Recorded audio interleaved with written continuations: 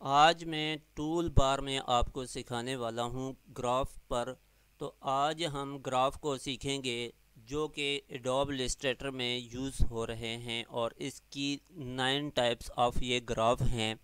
और इस तरह के ग्राफ हम एक्सेल में यूज़ किया करते थे जो कि सेल्स रिपोर्ट को शो करने के लिए। और एक कंपनी जब अपनी प्रोडक्ट सेल करने के बाद जब वो प्रॉफिट एंड लॉस बनाती है तो वो एक ग्राफ की सूरत में शो करती है कि हमारा प्रॉफिट हुआ है या लॉस हुआ है ये, या कितना मार्जिन है। तो इसी तरह यहाँ पे भी एडोब इलस्ट्रेटर में ये ग्राफ मौजूद हैं और हम यहाँ पर भी उसी तरह जहाँ जैसे कि एक्सेल में वर्किंग करते थे ऐसे ही हम एडोब इलस्ट्रेटर में भी कर सकते हैं। तो मैं आपको यहाँ पे बता दूँ कि जैसे कि एडोब इलस्ट्रेटर में यहाँ पे ये ग्राफ मौजूद हैं और इसको हम खुद का अपना डेटा लेकर इसमें एडिट कर सकते हैं और ग्राफ पर हम शो कर सकते हैं। और इसी तरह अगर हमने यहाँ पे ग्राफ बनाने हैं और डेटा हमने अगर एक्सेल से उठाना है तो एक्सेल से उठाकर हम यहाँ पर भी रख सकते हैं। और इसके अलावा अगर एक्सेल का डेटा यहाँ पर इंपोर्ट करना चाहें तो इंपोर्ट की फैसिलिटी भी एडोब इलस्ट्रेटर के अंदर मौजूद है।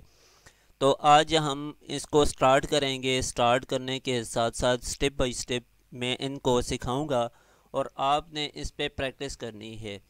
तो जैसे जैसे इस यहाँ जैसे जैसे हम आगे बढ़ेंगे और उसमें मज़ीद जैसे वर्किंग है अपडेटेड है तो हम उसमें वर्किंग करेंगे। तो मैं इसको स्टार्ट करके आपको बता देता हूँ कि यहाँ से हम नई शीट पे आएंगे। यहाँ पर मैंने एक नई शीट ओपन की है। इस पर आने के से पहले मैं यहाँ पर क्लिक करूँगा। जैसे कि हम यहाँ पर माउस लेकर आते हैं तो ये इस टूल का नाम शो होता है। यहाँ पर ये देखें कि कॉलम ग्राफ टूल है। अब जैसे ही माउस यहाँ पर लेकर आऊँगा और इसको प्रेस करूँगा तो यहाँ पर इसमें डिफरेंट जो टाइप्स हैं वो मेरे पास शो होगी। जैसा कि कॉलम ग्राफ टूल है और स्टैक कॉलम ग्राफ टूल है और बार ग्राफ टूल है, स्टैक बार ग्राफ टूल है, लाइन ग्राफ टूल है, एरिया ग्राफ टूल है, स्कैटर ग्राफ टूल है, पाई ग्राफ टूल है और रडार ग्राफ टूल है। इन सब टूल को वन बाय वन यहाँ से अगर क्लिक करेंगे तो बार बार हमारा टाइम लगेगा। तो इसकी टाइम सेविंग के लिए ज़रूरी है कि यहाँ पे हम इन सब को बाहर निकाल दें और इस पर वर्किंग करें।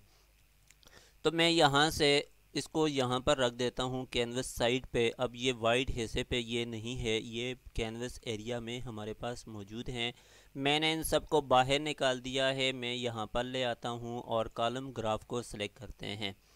कॉलम ग्राफ को सिलेक्ट करने से पहले मैं आपको बताऊं कि मैंने यहाँ पर ये कुछ चीज़ें लेकर छोड़ दी हैं ताकि मैं वहाँ पे बार बार इसको लिखना मुझे ना पड़े। तो हम यहाँ से इसे कॉपी करके वहाँ पर पेस्ट कर लेंगे।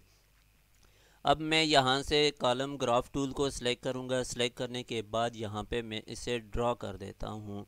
तो जैसे ही मैंने इसको ड्रॉ किया तो यहाँ पर मेरे पास ये शो हो गया कि ये कॉलम की सूरत में मुझे शो करेगा। अब मैं यहाँ पर आकर और आने के बाद यहाँ पर ये देखें कि ये एक्सेल की तरह मेरे पास यहाँ पर ये रोज़ भी हैं और लाइंस भी मेरे पास हैं। तो वर्टिकली और हॉरिजॉन्टली ये दोनों सूरतों में मौजूद हैं और यहाँ पे ये वन टाइप है। तो जैसे मैं यहाँ पर ये देखें ये शो हो रहा है और इसके साथ यहाँ पे क्लिक करूँगा तो ये सेकंड कॉलम जो है वो शो होगा। तो यहाँ पे मेरा माउस जो है वो सेकंड कॉलम में आ गया और यहाँ पे हम आकर हम अगर पेस्ट करेंगे तो ये यहाँ पर नहीं करेंगे जहाँ पे वन लिखा है। ये देखें मैंने जैसे ही सेकंड कॉलम पे अपना माउस लेकर आया और यहाँ पे क्लिक किया तो यहाँ पे जो वन था वो सिलेक्ट नहीं है, जो कि अभी मेरे पास खाली स्पेस मौजूद है। तो मैं जैसे ही वन पे क्लिक करूँगा तो ये वन मेरे पास सिलेक्टेड आ रहा है। और यहाँ से हम इंपोर्ट डेटा अगर करना चाहें, जैसा कि मैंने आपको बताया कि एक्सेल का डेटा हम यहाँ पर अगर इंपोर्ट करें और इंपोर्ट करके यहाँ पे कॉलम ग्राफ है या कोई भी ग्राफ है वहाँ पर शो करना चाहें तो हम इजीली कर सकते हैं। उसके अलावा यहाँ पे ट्रांसपोज रोज़ और कॉलम यहाँ पर है कि हमने कॉलम को जैसे कि यहाँ पे हम कोई डिटेल लिखते हैं। अगर यहाँ पे आइटम का नाम लिखते हैं तो यहाँ पे आइटम का नाम आएगा। अगर यहाँ पे डेज़ करने हैं तो यहाँ पे डेज़ आएंगे, और यहाँ पे बाकी डेटा यहाँ पे आएगा। और इस साइड को लीजेंड कहते हैं। तो हम इनको स्टेप बाय स्टेप देखेंगे कि ये कहाँ पे हमने अपने वैल्यूज़ को रखना है और कहाँ पे हमने यहाँ पे रोज़ को के अंदर जो है रोज़ साइड पे रखनी है, कॉलम साइड पे रखना है। जिस साइड पे हम पोजीशन में रखना चाहेंगे हम रखेंगे और स्टेप बाय स्टेप इसे सीखेंगे। और यहाँ पे ये हाइड है तो हम स्काटर पे ये इस पे स्विच करेंगे। स्विच करने के लिए यहाँ पे हमने अगर किसी और टूल को यहाँ पर लगाना है, लेकिन यहाँ पर मैं आपको बताऊँ कि यहाँ पर स्विच में वही टूल आएगा जो स्काटर टूल है। यहाँ पे मैं आपको बता देता हूँ, यहाँ पर मौजूद है, जो कि मैं यहाँ पर लेकर आया हूँ। यहाँ पर होगा कि स्काटर टूल कहाँ पर है, हम लेकर आते हैं, यहाँ पर है। तो यहाँ पर स्काटर टूल है, तो इस पे हम जब क्लिक करेंगे तो यहाँ पर ये हमारे पास शो होगा जब ओके प्रेस करेंगे। उसके बाद यहाँ पे सेल के स्टाइल हैं, सेल की विड्थ और हाइट अगर हमने इंक्रीज़ करनी है तो हम यहाँ से कर सकते हैं। उसके अलावा यहाँ पे रेवर्ट है। यहाँ पे हम अगर यहाँ कोई चेंजेस वगैरह करना चाहते हैं तो उसके बाद रेवर्ट पे क्लिक करेंगे तो हम पे अपनी एक्चुअल जो पोजीशन होगी वहाँ पर आ जाएंगे। उसके अंदर कोई चेंजेस नहीं होगी। रेवर्ट ये है कि जैसे कि हम किसी चीज़ को डिलीट करते हैं तो उसे रीडू और अनडू के लिए इस्तेमाल करते हैं, तो इसी तरह इसको भी यहाँ पे रेवर्ट को भी इसी तरह हम यूज़ करेंगे। तो कोई चीज़ हमने चेंज वगैरह कर दी, कोई फॉर एग्ज़ाम्पल कोई मिस्टेक होगी तो उसको ख़त्म करना चाहते हैं तो हम इस पे रेवर्ट पे क्लिक करेंगे तो ये वो सारी जितनी भी जो मिस्टेक हुई हैं वो ख़त्म हो जाएंगी। तो उसके बाद यहाँ पे है, जैसे ही अप्लाई करेंगे, टिक मार्क पे अप्लाई करेंगे तो वो हमारे पास यहाँ पर डेटा शो होगा। तो अब मैं आपको करके बता देता हूँ कि हम अपना डेटा अगर एक्सेल से उठाकर यहाँ पे रखना चाहें तो कैसे कर सकते हैं। और इसके अलावा मैं आपको बताऊं कि यहाँ पे अगर ख़ुद का डेटा हमने बनाना हो तो कैसे बना सकते हैं। मैं दोनों तरीक़ों से आपको करके बता देता हूँ।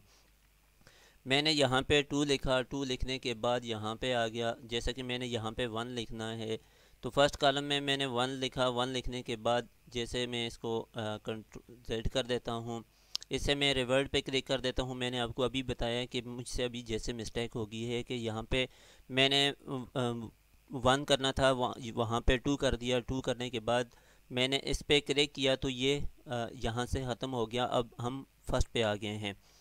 जैसे ही मैं सेकंड पे आऊँगा यहाँ पे टू करूँगा, फिर थ्री पे क्लिक करूँगा, इस तरह फोर पे, थ्री पे मैंने क्लिक किया। क्लिक करने के बाद यहाँ से हम थ्री करेंगे, टू कर दिया। टू करने के बाद यहाँ पे अगर टिक मार करके हम थ्री करें, यहाँ से फोर करें, ठीक है। इस तरह हम यहाँ पे कर सकते हैं। इसके अलावा यहाँ पे अगर जो है रो में अगर कोई इस तरह का डेटा लिख करना है, जैसे एड AVD में कोई भी लिख देता हूँ, ठीक है। इस तरह हम यहाँ पे लिख सकते हैं।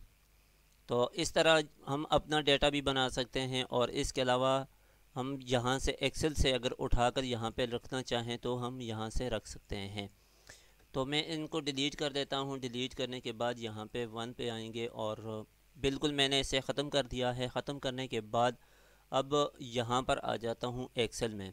एक्सेल में आने के बाद यहाँ से इस सारे को सिलेक्ट करेंगे। सिलेक्ट करने के बाद सिलेक्ट करें के कंट्रोल C करेंगे, कॉपी हो गया। और अब यहाँ पर आ जाएंगे एडोब इलस्ट्रेटर में, और यहाँ पर आकर मैं यहाँ पे कंट्रोल V कर देता हूँ और V करने के बाद ओके करेंगे।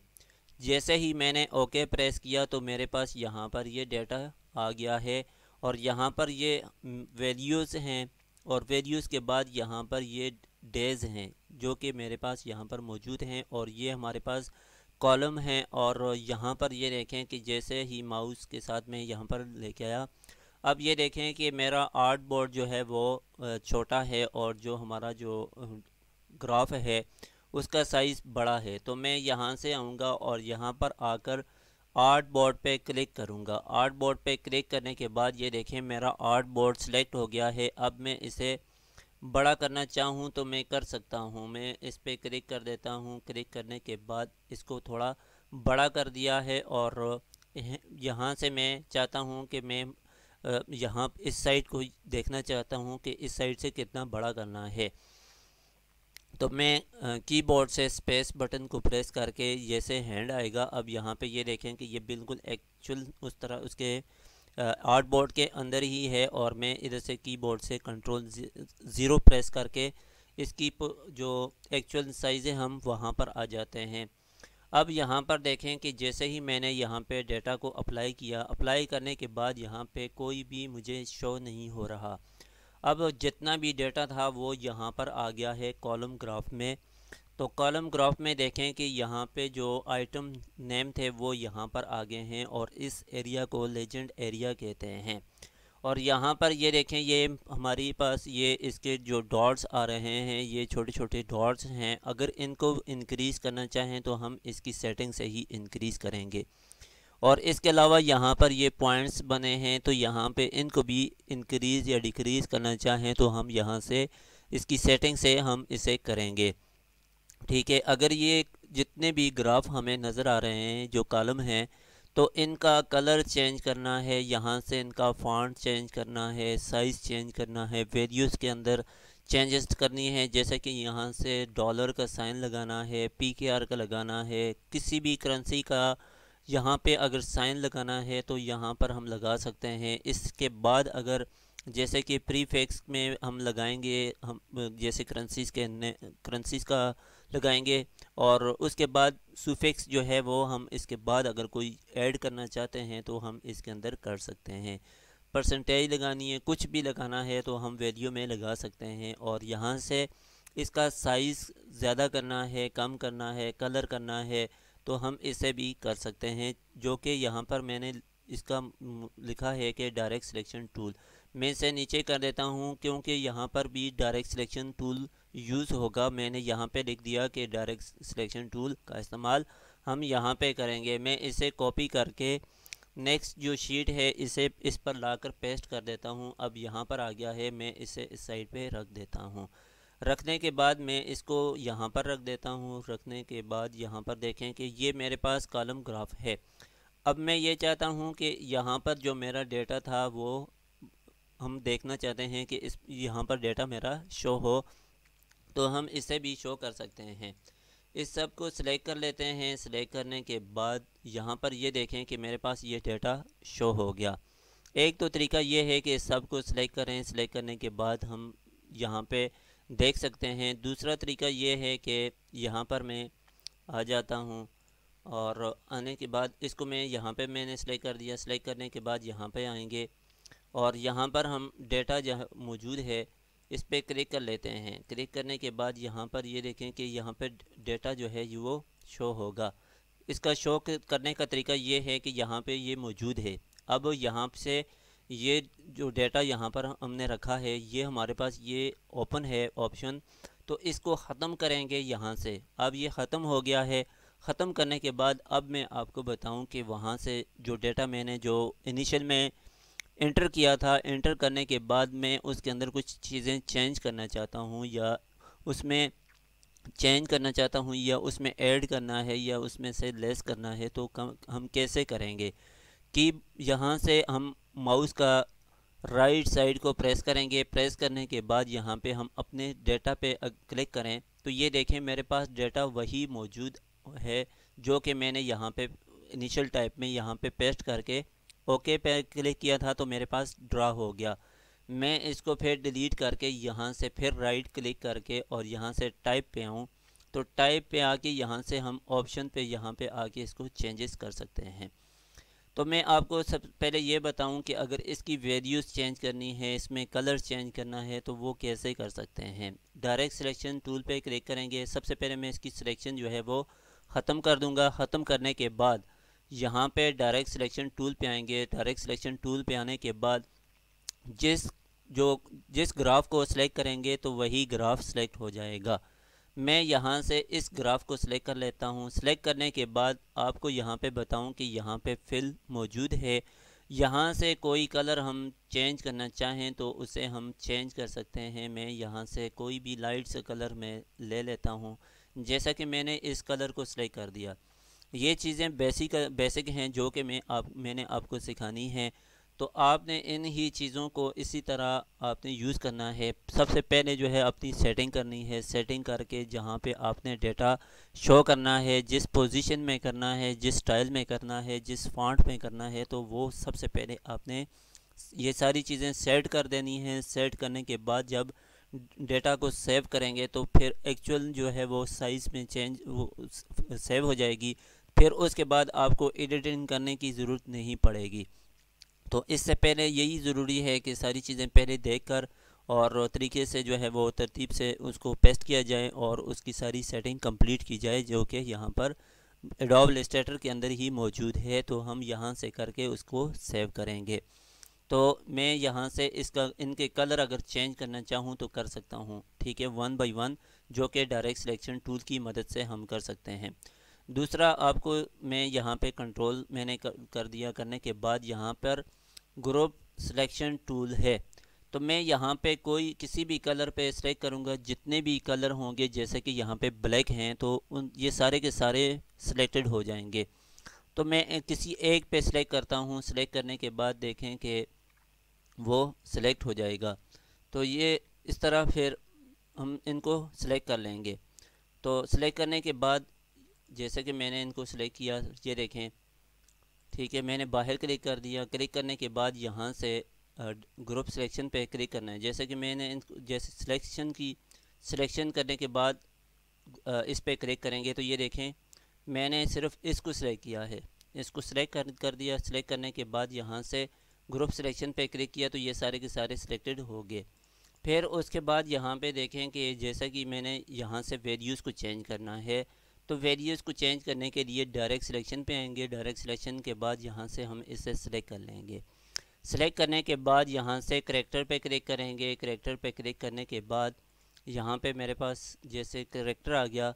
अब यहाँ से इसका फ़ॉन्ट चेंज करना है तो यहाँ से ये देखें फ़ॉन्ट चेंज कर सकते हैं। इसका साइज़ चेंज करना है तो यहाँ से साइज़ भी चेंज कर सकते हैं। उसके बाद मैं इसको बाहर क्लिक कर लेता हूँ, जैसा कि ये एक्चुअल साइज़ में है। अब यहाँ पे ये देखें कि ये डेटा मेरे पास यहाँ पर है, ये एक दूसरे के ऊपर आ रहा है। अब मैं ये चाहता हूँ कि इसका साइज़ छोटा हो और ये बिल्कुल परफेक्ट हमें शो हो। तो ये देखें कि ये इस तरह हम इसका साइज़ कम या ज़्यादा करना चाहें तो कर सकते हैं। मैंने 18 पे कर दिया सिर्फ आपको समझाने के लिए। उसके बाद यहाँ पे ये देखें कि यहाँ पे भी जो टेक्स्ट है इसको भी हम कम या ज़्यादा कर सकते हैं। इसी तरह इन सब को सेलेक्ट करके इनका कलर चेंज करना चाहें तो तब भी हम चेंज कर सकते हैं। तो यहाँ पर ये हमारे पास ऐसे ही शो होगा जब यहाँ पर ये जो बार ग्राफ हैं ये हमारे पास शो हो रहे हैं कि जैसे कि टी का इतना है और शुगर फ्लोर ये सब जो है वो परसेंटेज में यहाँ पे शो करेगा कि ये कितनी कितनी वैल्यूज़ के मुताबिक है। तो हम यहाँ से चेंज कर सकते हैं। तो दूसरा, मैं इसको कंट्रोल Z कर देता हूँ। यहाँ पे जो ओवरलैपिंग थी, एक दूसरे के ऊपर आ रहा था, तो इसी तरह मैं दोबारा से कंट्रोल Z कर लेता हूँ। Z करने के बाद मैंने इसे सेलेक्ट किया और उसी तरह फिर दोबारा से मैं इस पर क्लिक करता हूँ। क्लिक करने के बाद यहाँ से हम डेटा में आ जाएंगे।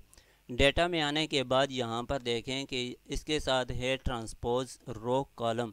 तो मैं यहाँ जैसे कि यहाँ पे टी है और यहाँ पे डेज हैं, तो इनको चेंज करना चाहें तो यहाँ से हम चेंज कर सकते हैं। तो मैं यहाँ से इसको चेंज करना चाहता हूँ। चेंज जैसे मैंने इस पर चेंज किया, अब ये देखें कि जो डेज़ हैं वो यहाँ पर आगे मैंने यहाँ से ओके प्रेस कर दिया। अब यहाँ पर ये जो आइटम के नेम थे यहाँ पर मौजूद थे। अब जो डेज़ थे वो यहाँ पर थे बॉटम में, और बॉटम वाले साइड यहाँ पर आ गए हैं। जो यहाँ पर थे वो यहाँ बॉटम में आ गए हैं। तो इस तरह हम इनको चेंज कर सकते हैं।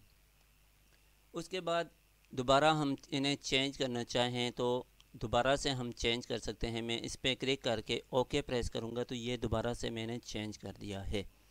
अब चेंज करने के बाद इसमें अगर कलर करना चाहें तो कलर भी कर सकते हैं। अगर मैं ये चाहता हूँ कि यहाँ पे मेरे इस वीडियोज़ के साथ करेंसी का नाम हो तो करेंसी का नाम हम दे सकते हैं। मैं यहाँ पर आके इस पर डबल क्लिक करूँगा। डबल क्लिक करने के बाद यहाँ पर आएंगे वेरियोज़ में। वेरियोज़ में आने के बाद यहाँ पे ऐड लेबल जैसे कि प्रीफिक्स और सुफिक्स। मैंने आपको बताया था कि यहाँ पे प्रीफिक्स जो है वो पहले है और सुफिक्स जो है वो बाद में है। तो मैं यहाँ से वैल्यूज़ के साथ करेंसी शो करना चाहता हूँ, जैसा कि PKR है, तो मैं यहाँ से PKR कर देता हूँ। तो PKR करने के पहले मैं PKR करके बता देता हूँ कि ओके कर दिया। ओके करने के बाद ये देखें कि इसके साथ PKR आ गया। अगर डॉलर साइन लगाना है तो इसके साथ डॉलर साइन भी हम लगा सकते हैं। यहाँ से ग्राफिक टाइप में आएंगे, ग्राफ टाइप के बाद यहाँ से हम सेलेक्ट करेंगे वैल्यू एक्सेस को। यहाँ से मैं डॉलर साइन को सिलेक्ट कर लेता हूँ। सिलेक्ट करने के बाद यहाँ पे अब PKR करके आपको बता दिया है, और इसके बाद सुफिक्स जो है इसके बाद में अगर किसी को ड्रा करना चाहता हूँ तो यहाँ से कर सकता हूँ। मैं यहाँ से एंड प्रेस कर देता हूँ। एंड प्रेस करने के बाद यहाँ से ओके प्रेस करेंगे, और यहाँ से ओके करने के बाद यहाँ पे डॉलर आ गया। डॉलर के बाद यहाँ पे एंड आ गया। तो एंड को ख़त्म करना चाहें तो एंड को ख़त्म भी कर सकते हैं। इसी तरह दोबारा से वैल्यूज़ में आएंगे। वैल्यूज़ में आने के बाद एंड को मैंने यहाँ से ख़त्म कर दिया। ख़त्म करने के बाद ओके प्रेस करेंगे तो ये अब मेरे पास ये इस तरह वैल्यूज़ आ गई। इसी तरह बाकी चीज़ों को चेंज करना चाहें, जैसा कि ये मंडे ट्यूसडे ये डेज़ हैं, तो इसका साइज़ भी हम चेंज कर सकते हैं। तो दोबारा से इन पे आएँ, और इस पे आने के बाद यहाँ पे ये देखें कि इस तरह यहाँ पर ये वैल्यूज़ हैं। ये इसी तरह इन टूल का नाम है जो ग्राफ हमारे पास यहाँ पर मौजूद हैं, तो यहाँ पर भी उन्हीं ग्राफ का नाम यहाँ पर मौजूद है।